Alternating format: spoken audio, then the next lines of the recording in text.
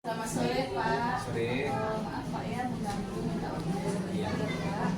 Di sini tadi akan mewawancara tentang dilema etika dalam pengambilan keputusan Pak. Jadi ini merupakan salah satu tugas dari pendidikan. Ya, silakan. Ya Pak,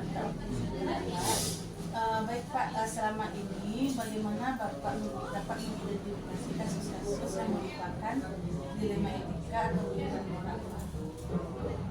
Kasih udah tinggi. Kalau saya menyelidik, mengidentifikasi ya kasus-kasus ini, berarti saya melihat dulu apa saja gejala yang ada. Dari gejala-gejala ini nanti dari situlah kita identifikasi lagi apa saja yang penyakitnya loh. Jadi penyakit ini kan ada obat. Nah, kalau penyakit ini obatnya begitu itu loh Pak. Itu udah identifikasi seperti itu. Ya, Pak. Selama Bapak menjalankan pengambilan keputusannya Pak Ya. sebagai kepala sekolah di sekolah Bapak yang Bapak pimpin ini, terutama untuk kasus-kasus di mana ada dua kepentingan yang sama Pak, benar atau sama-sama mengandung nilai kebajikan. Jadi ada nggak bagaimana cara Bapak untuk menarik kesimpulannya untuk pengambilan keputusannya Pak? Sebenarnya, jadi kalau yang dilema seperti ini, saya tidak berani mengambil keputusan sendiri.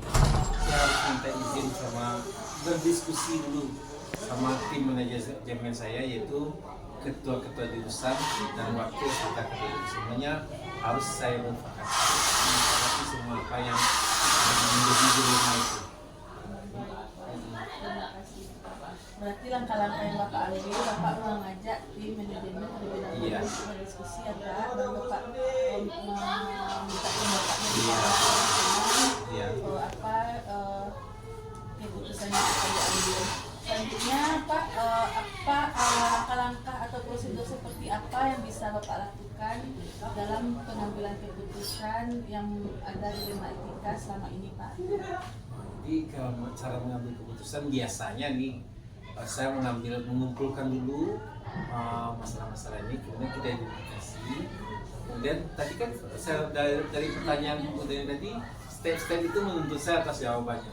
Setelah kita kumpulkan, kita identifikasi, kita pertimbangkan lagi. Nah, disitulah musyawarah kami apa saja langkah-langkah yang harus dilakukan.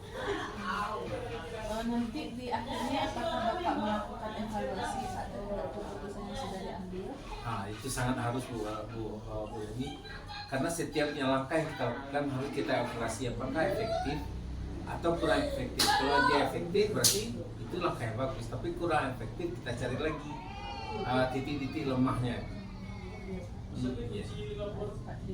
Selanjutnya Pak, selama ini Bapak menjabat sebagai kepala sekolah dalam pengambilan keputusan, apa yang menjadi tantangan Bapak dalam mengambil keputusan pada kasus-kasus dilema etika tadi Pak? Tantangannya yaitu kalau tidak sesuai dengan keputusan itu, berarti kan ada etek itu. Jadi etek itu yang menurut saya yang dilema sebenarnya. Tapi itu adalah tantangan untuk kami kepala sekolah mencari solusi yang terbaik. Selanjutnya, apakah Bapak memiliki sebuah tata kala atau Bapak jadwalkan jadwal tertentu dalam sebuah penyelesaian kasus tersebut Pak? Apakah Bapak punya jadwal atau secara Tidak, dia kalau kasus yang sesuai dengan judul kita itu biasanya langsung diterapkan. Tapi kalau itu masalahnya cukup besar, itu memang harus dengan tim manajemen, kalau dapat dengan komite sekali. Tapi kalau cuma masalah kita identifikasi bisa kita selesaikan sendiri, maka langsung di tempat dengan waktu sesingkat-singkatnya. Ya Pak ya. Selanjutnya, adakah seseorang atau faktor-faktor apa yang selama ini mempermudah atau membantu Bapak dalam pengambilan keputusan dalam kasus-kasus dilema etika ini Pak? Jadi orang-orangnya ya? Ya, orang-orangnya. Orang ini Seperti apa gitu Pak? Seperti tadi pertanyaan nomor 2 tadi, kembali ke manajemen.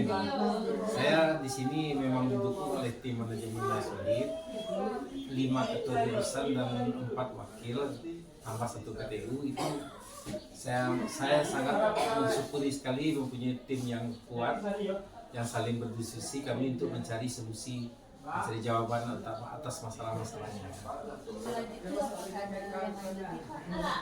Dukungan yang Bapak berikan, misalnya apakah dari komite atau Iya, kan dari manajemen, komite, dan dari ini ya mau tamu kan dari semua warga SMK 1 Matu semua. Itu sangat mendukung kita semua ya. Iya. terakhir ya Pak? Oh boleh, Dari makasih. semua hal yang telah disampaikan tadi Pak, pembelajaran apa yang dapat Bapak petik dari pengalaman Bapak selama mengambil keputusan dilema etika ini Pak? Jadi pengalaman saya dalam mengambil keputusan ini, kita sebenarnya harus banyak-banyak berdiskusi dengan yang berpihak berwenang dan orang di sekeliling kita. Karena kita tidak bisa bekerja sendiri, memang harus satu tim. Di sini tim inilah yang sangat mendukung dalam kita sebagai warga SMK 1 Matu. Jadi memang kita bersama perlu menjalani musyawarah untuk mufakat itu. Jadi kawan-kawan sekeliling kita itu adalah tim yang terbaik dan terbagus. Itu tergantung dari kita, gimana cara kita memperkuatnya. Kalau kita merasa rasanya tim itu memang kuat sama kita, maka sekolahnya bisa maju karena kita satu visi dan misi. Terima kasih banyak. Baik Pak, terima kasih Pak Iya. atas waktu yang telah diberikan Pak. Iya. Ini dapat ditarik kesimpulannya Pak bahwasannya dalam setiap mengambil keputusan itu diperlukan kerjasama tim dan kolaborasi dengan rekan sejawat ya Pak. Baik Pak, terima kasih.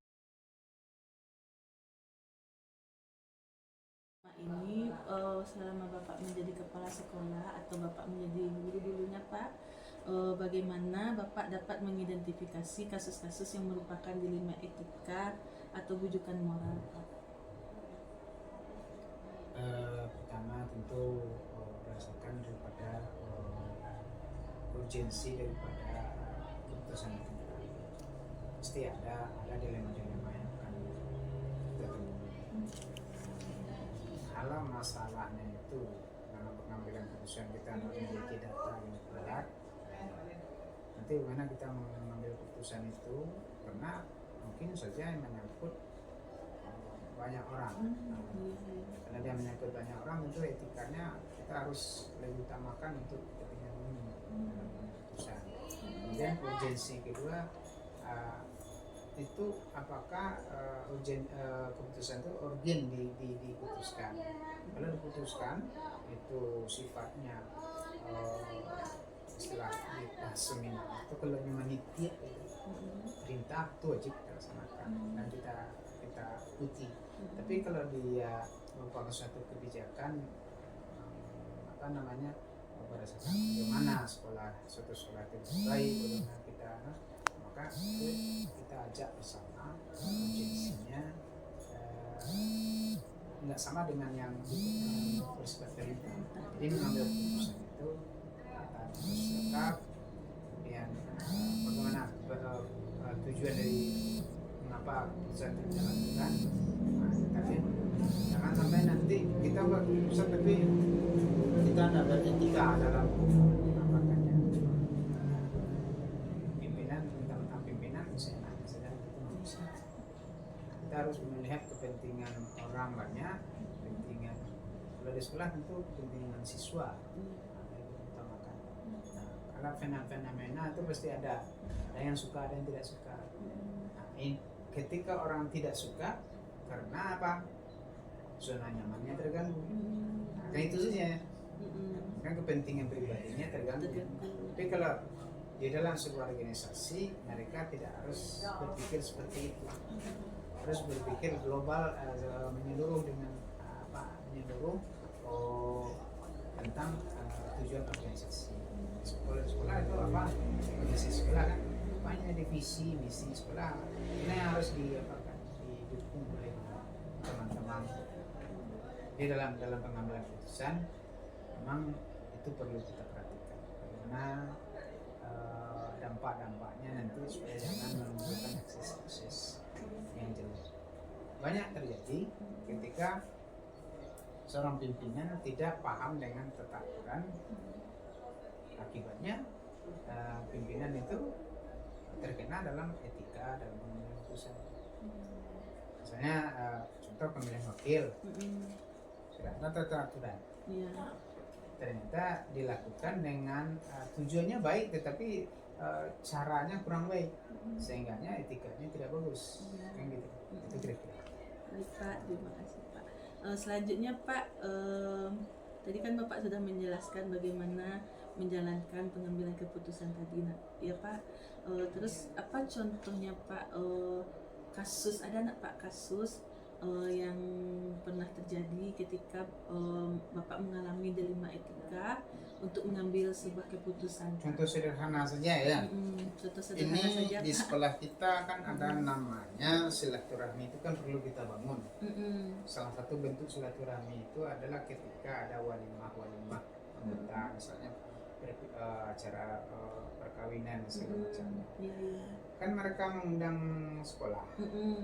Itu ada harinya berketepatan dengan misalnya jam PBN. Kita harus mengambil keputusan bagaimana cara terbaik supaya kehadiran teman-teman ini sebagai namanya kita kompak dan bisa hadir semuanya, tetapi tidak merugikan siswa dalam belajar. Bagaimana? Kita ajak mereka mengambil keputusan bagaimana yang terbaik. Tapi kalau misalnya saya pimpinan, nggak boleh begitu, kita harus ini utamakan ini dulu. Iya, tapi ketika itu situasi tidak mengizinkan untuk yang seperti itu, seperti kalau misalnya sekarang kita di SMA itu kan 5 hari kerja, pulangnya sudah jam berapa? Jam 4 misalnya. Iya. Lebih guru kita di sini banyak yang jauh-jauh tinggalnya. Mau pergi kondangan misalnya kan jam berapa lagi? Kita harus mencari jalan yang terbaik bagaimana itu bisa. Bagaimana caranya anak tetap belajar, yang undangan bisa terjalankan. Itu contoh dilema-dilema yang kita hadapi. Itu contoh. Kalau kemarin itu seperti itulah yang kita lakukan. Bagaimana menurut Ibu? Mau diapakan anak ini? Anak harus tetap belajar, nah Ibu bisa juga dari undangan. Gimana caranya? Keluarlah ide-ide itu dari mereka. Gini Pak, ya mana yang terbaik di antara itu yang kita laksanakan. Jadi ketika ada masalah itu Bapak mengajak guru-guru dan staf-staf untuk melakukan diskusi terlebih dahulu ya Pak, untuk kita coba mencari, seperti itu ya. Karena masalahnya itu contoh sederhana kan. Ketika silaturahmi itu bisa kita bangun. Kalau misalnya masalah-masalah sekolah, contohnya misalnya anak-anak kita kurang disiplin, tidak apa segala macam. Nah, kita kembali ke rujukan awal. Sekolah ini tujuannya apa? Pembentukan karakter. Pembentukan karakter apa dibutuhkan? Adanya kedisiplinan. Nah, kalau kedisiplinan gimana caranya? Siapa yang harus disiplin dulu? Nah, kita minta pendapat guru. Pak, harusnya ini. Yuk kita jalankan. Sudah putuskan bersama. Nggak ada lagi yang keluar dari aturan bersama gitu. Berarti kita semuanya harus mengikuti keputusan yang telah disepakati bersama tadi ya Pak ya. Jadi ketika bersama kita melakukannya, kita saling mengingatkan. Sederhana saja lagi misalnya pada setiap minggu keempat kita laksanakan goro.